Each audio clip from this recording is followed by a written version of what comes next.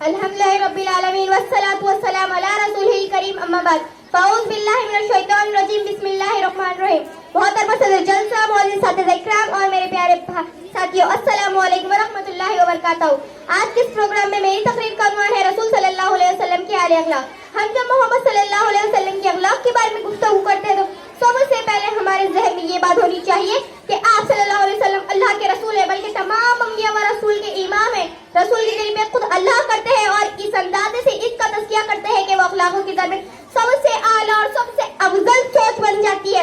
اسی لیے اللہ رب العزت نے آپ صلی اللہ علیہ وسلم کے اخلاق گواہی دی، فرمایا وَإِنَّا لَعَلَىٰ خُلُقٍ عَظِيمٍ. ترجمہ اور یقیناً آپ عظیم اخلاق والے ہیں. رسول ہمیشہ وہی کی عبادت کرتے ہیں، وہی الہی ہی ان کا اخلاق و کردار ہوتا ہے. یہی وجہ ہے کہ جب حضرت عائشہ رضی اللہ تعالیٰ عنہ سے آپ صلی اللہ علیہ وسلم کے اخلاق کے بارے میں سوال کیا گیا تو آپ نے فرمایا کانا خلق القرآن.